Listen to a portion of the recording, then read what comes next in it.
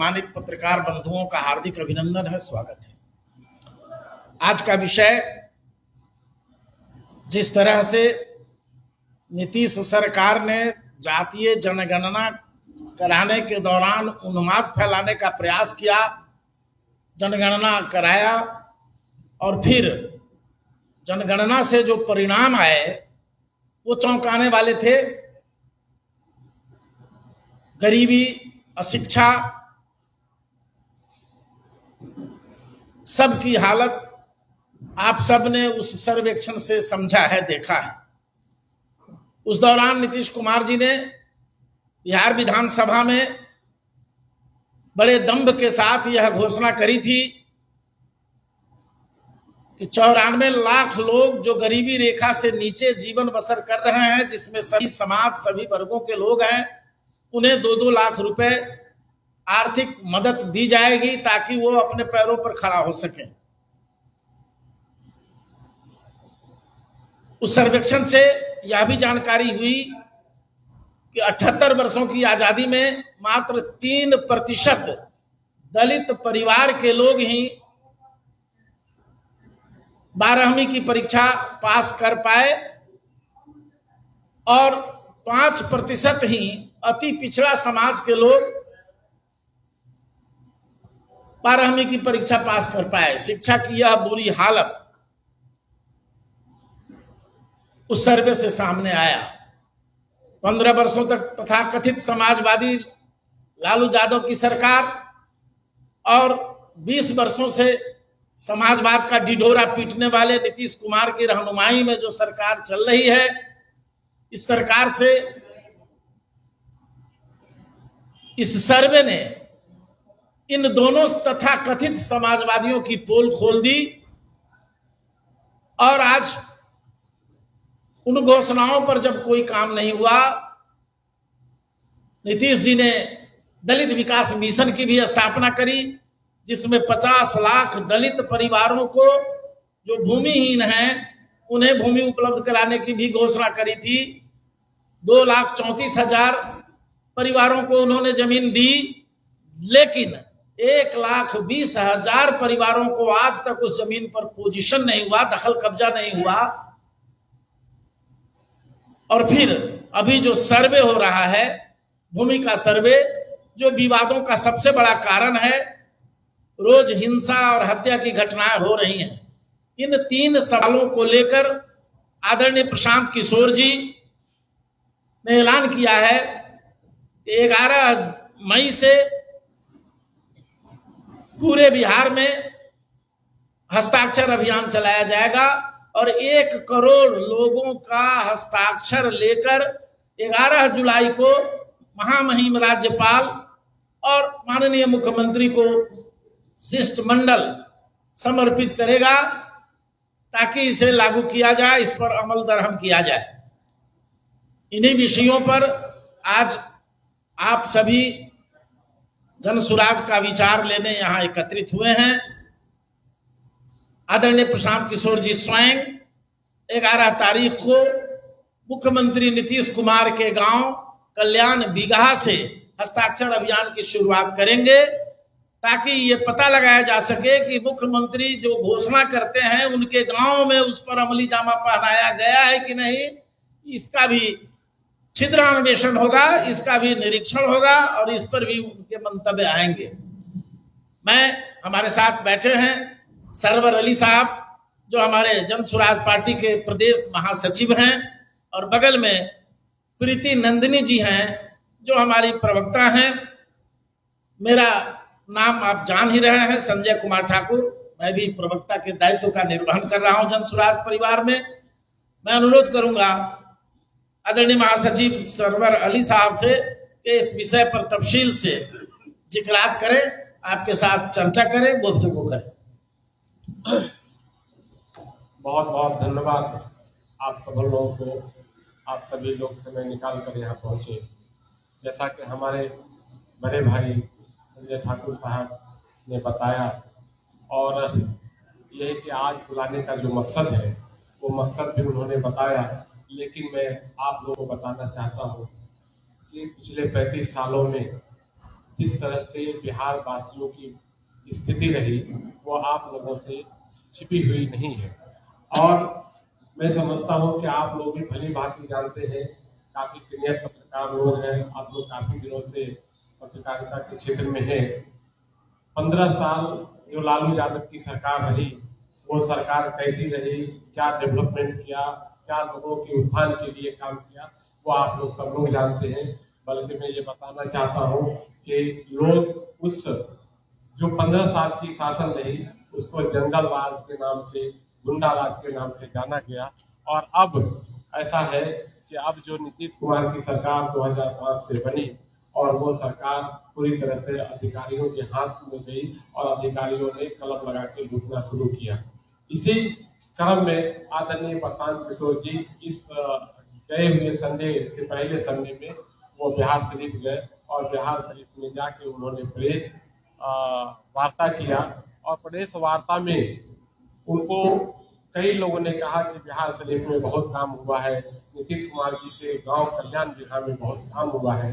फिर वहीं पे उन्होंने घोषणा किया कि हमारे जन स्वराज पार्टी का एक मुख्य अभियान 11 मई से कल्याण विभाग से, नीतीश कुमार जी के गांव कल्याण विभाग से शुरू होगा। और देखते हैं कि भाई बिहार शरीफ में कल्याण विभाग में नीतीश कुमार के नेतृत्व में क्या काम हुआ है, उसका भी जायजा हम लोग को लेना चाहिए। 11 मई को आदरणीय प्रशांत किशोर जी कल्याण विभाग, हेलो, माइक ठीक करिए उधर से। कल्याण विभाग 11 मई को कल्याण विभाग आदरणीय नीतीश कुमार अपने समर्थकों के साथ जाएंगे और वहां उनके गांव में घूम घूम पता लगाएंगे।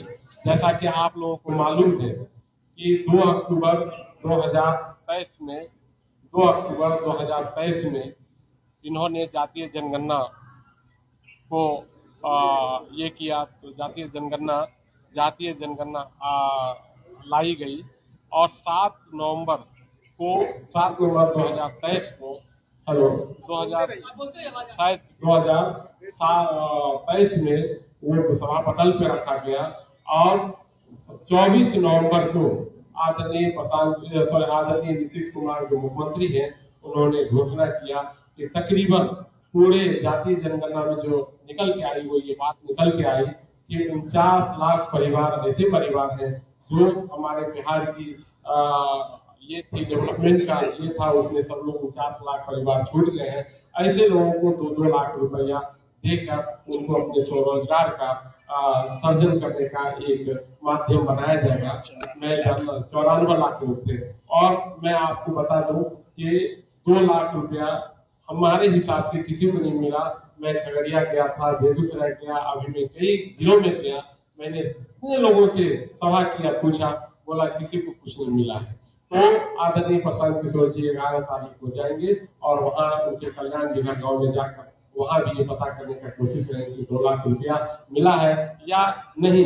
15 लाख रुपया जिस तरह से आदरणीय मोदी जी ने कहा कि सबको मिल जाएगा और वो सिर्फ और सिर्फ जुमला था, क्या यह भी जुमला तो नहीं बन के रह जाएगा। दूसरा ये है कि जातीय जनगणना आने के बाद वो ये तय किए थे कि भाई ऐसे 39 लाख परिवार हैं जिनको 1,20,000 रुपया घर पर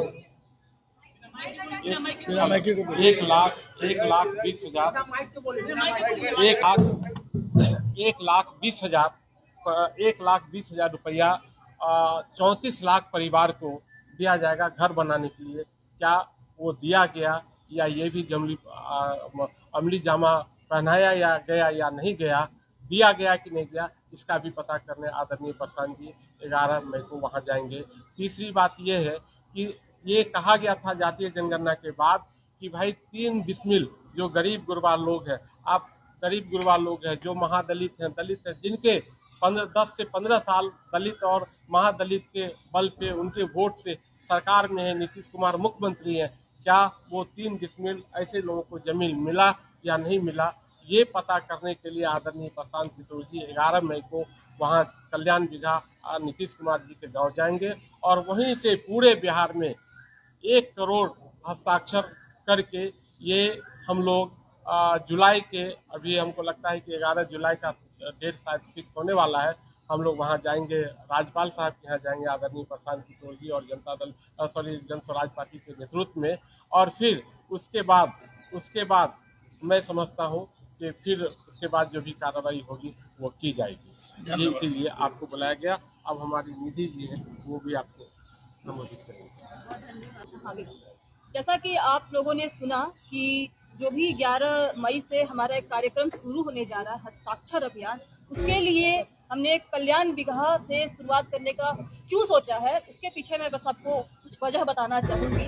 एक उदाहरण मैं देना चाहूंगी कि जब भी हम कोई सर्वे करते हैं तो एक सैंपल साइज उठाते हैं कि इतने लोगों का अगर सैंपल लेंगे तो हमें पता चल जाएगा कि इस आबादी में काम हुआ है कि नहीं हुआ, या कोई समस्या के बारे में जानकारी मिलती है। तो जब नीतीश कुमार की जो सरकार है वो दावा करती है कि बिहार जो है विकास की राह पर पूरी तरह से आगे बढ़ चुका है, बिहार की सारी समस्याएं दूर हो चुकी है, तो हमने ये तय किया कि क्यों ना हम उन्हीं के गांव जो नालंदा में स्थित है, उनका एक छोटा सा गांव कल्याण बिगहा का सैंपल उठाए और देखें कि कौन सा काम वहाँ पे हुआ है। जो 3 मुख्य बिंदु है हमारे, पहला कि जो जातीय जनगणना में 94 लाख परिवार जो गरीबी रेखा के नीचे छूट गए हैं, उनको 2 लाख, हर परिवार को 2 लाख रुपए देने का वादा किया गया था, लेकिन अब तक किसी भी परिवार को, 2 साल का समय बीत चुका है, किसी भी परिवार को 1 भी रुपया नहीं मिला है। तो प्रशांत किशोर जी स्वयं हमारे साथियों के साथ जाकर के ये देखेंगे कि क्या कल्याण बिगहा में कोई ऐसा व्यक्ति है, कोई ऐसा परिवार है जिसे 2 लाख रुपया मिला है। दूसरा, जो अभी हमारा भूमि सर्वे का पूरा चल रहा है कि भूमि सुधार कर रहे हैं हम, सभी जो भी भूमि के मालिक है उनका सारा जो डेटा है आपको डिजिटल प्लेटफॉर्म पे देखने को मिलेगा। उस कारण से जिस तरीके की माहौल गाँव में बन गया है, आप जाकर देखें, गाँव में भाई भाई एक दूसरे से लड़ रहे हैं, परिवारों में अभी विवाद की स्थिति बनी हुई है। किसी भी किसान के पास डॉक्यूमेंट नहीं है, वो दाखिल खारिज हो या अन्य दस्तावेज हो, उसके लिए ब्लॉक के चक्कर काट रहे हैं। और ब्लॉक में क्या हो रहा है, आप एक छोटा सा कोई आप पेपर लेने जाते हैं, कोई भी दस्तावेज बनवाने जाते हैं, आपको हजारों रुपए मांगे जाते हैं। मैंने स्वयं देखा है, मैं खुद बीटा में रहती हूँ और मैं जब वहाँ ब्लॉक में जाती हूँ, लंबी लाइन लगी रहती है सुबह से लेकर के शाम तक। जो ग्रामीण है वो अपना काम, अपनी खेती छोड़ करके ब्लॉक में खड़े रहते हैं, उनकी कोई सुनवाई तक नहीं की जाती है। एक एजेंट आता है, वो बात करता है कि यदि आपको पेपर चाहिए तो आप इतने रुपए लेकर के आइए, तब आपका काम हो जाएगा। तो यह स्थिति है गाँव की। तो वो किस काम का भूमि सुधार कर रहे हैं, जो ग्रामीण ही परेशान है। तीसरी जो मुख्य बिंदु है कि जिस तरीके से विकास के पैरामीटर पे हर बात नीतीश कुमार की सरकार, भाजपा से जो गठबंधन की सरकार है आज हमारे बिहार में, वो दावा करते हैं कि बिहार बहुत ही तरक्की के राह पर चल रहा है। तो ऐसा क्या है जो हम एक सैंपल के तौर पे कल्याण बिगहा में देख सकते हैं। तो यह स्थिति देखने के लिए हम जो हस्ताक्षर अभियान की शुभारंभ कर रहे हैं वो कल्याण बिगहा से कर रहे हैं। बाकी हमारे दोनों साथी ने आपको इसके बारे में विस्तृत रूप से बताया है। मेरा एक सवाल होगा, आप पार्टी बार-बार कहती है कि गणना से आर्थिक सर्वेक्षण हुआ और 94 लाख परिवार जो है गरीबी रेखा के नीचे पाए गए। आपको शायद पता होगा कि वही वो लोग हैं जो शराब का सबसे ज्यादा सेवन करते थे, और आपकी पार्टी की जब घोषणा हुई 2 अक्टूबर को, तो आपकी पार्टी ने कहा कि हम शराबबंदी से बिहार को मुक्त कर देंगे। तो एक तरफ तो भलाई की आप बात कर रही है कि उसके लिए हम काम करेंगे, दूसरी तरफ शराबबंदी आपने जो कहा है कि भले ही उसके रेवेन्यू लिहाज प्रकार हुआ जाए, लेकिन क्या लग रहा है आपको इसके लिए और घाटा तो नहीं होगा? देखिए, शराबबंदी पर हमारी पार्टी का बहुत ही क्लियर स्टैंड है। हमारा ऐसा मानना है कि जब दुनिया भर में शराबबंदी सफल नहीं हो पाया है, तो बिहार जैसे जगह, राज्य जहाँ पे संसाधनों की इतनी कमी है, हम कभी भी पूर्ण रूप से शराबबंदी लागू नहीं कर सकते हैं। इसलिए हम सही तरीके से इसे रेगुलेट करने की कोशिश करेंगे। संसाधन की कमी के कारण असफल है शराबबंदी, या सरकार असफल है शराबबंदी? दोनों कारण है। कहीं ना कहीं सरकार की मंशा भी नहीं है कि इसको ठीक तरीके से लागू किया जाए। और जब पैरेलल इकोनॉमी चलने लग गई है शराबबंदी के बाद, आप देखिए कि अवैध कारोबार जो हो रहा है शराब का, इसी वजह से हम दोहरा नुकसान, जो बिहार की जनता है वो दोहरा नुकसान सह रही है। लेकिन खनन विभाग जो है, खनन विभाग में भी कहा जाता था कि अवैध खनन होते, जो अभी भी हो रहा है, लेकिन सरकार अपने जो है घोषणा पत्र में दिखा रही है 106 गुना ज्यादा मुनाफे के खनन विभाग में। बिल्कुल हो सकता है कि कुछ पोर्शन है, कुछ विभाग है जहाँ पे सरकार को लाभ मिल रहा हो, लेकिन इससे हम ये नहीं कह सकते हैं कि पूरी तरह से खनन विभाग जो है वो माफियाओं से बच गया है। अब अभी भी जाके देखें, मैं बालू माफियाओं की बात करूंगी, जो बालू का जिस तरीके से अवैध खनन हो रहा है और जिस तरीके से सड़कों पे आप ट्रक में भर के लोड होते हुए बालू देखते हैं और घंटों घंटों जाम लगता है, तो उसका उदाहरण है कि अब भी खनन विभाग माफियाओं की चुंगल से मुक्त नहीं है। बनाया है तो क्या है कितने प्रकार के क्वेश्चन जी, जिस तरीके के विकास के पैमाने सरकार के द्वारा तय किए गए हैं, हम उन्हीं सवालों को जनता के बीच में लेकर जाएंगे। उनको क्या फायदा मिला है ये जानने का प्रयास करेंगे, उसी से हमें पता चलेगा कि सरकार कितना काम की है। आप सोचे कि नहीं, सवाल यह है, देखिए उसमें 3 विषय है, हमारा घोषित विषय है। 94 लाख जो गरीबी रेखा से नीचे लोग हैं उनको 2-2 लाख रुपया देने की घोषणा बिहार विधानसभा में माननीय मुख्यमंत्री ने करी। उस घोषणा को अमल में लाया गया कि नहीं, नंबर 1। नंबर 2, जो दलित मिशन बना करके बिहार सरकार ने, नीतीश कुमार जी की हुकूमत ने जो ये फैसला लिया कि 50 लाख दलित परिवार जो भूमिहीन है उन्हें हम 3 डिसमिल जमीन देंगे, उसमें उन्होंने कितनी जमीन लोगों को दी? हाँ, और इन तीनों बिंदुओं पर एक तीसरा बिंदु है भूमि सर्वे, जो आज बिहार में सबसे बड़ा विवाद का कारण बना हुआ है, जिसकी चर्चा हमारे प्रवक्ता साथियों ने करी है। तो उसमें जो उलटफेर हो रहा है और जो अंचल अधिकारी के कार्यालय भ्रष्टाचारियों के चंगुल में फंसा हुआ है, हर किसान परेशान है अपनी जमीन का कागज दुरुस्त कराने में, ये उसमें रिश्वतखोरी जो हो रही है, ये पता लगाना है जो कल्याण बिगहा के लोगों को भी प्रखंड में जाकर के रिश्वत देनी पड़ी है कि नहीं। 94 लाख लोगों में से कल्याण बिगहा को कितने लोगों को 2 लाख रुपए मिला, और 50 डिसमिल जो 50 लाख लोगों को, दलितों को जो जमीन देनी है 3 डिसमिल, उसमें कल्याण बिगहा के कितने लोगों को जमीन मिली?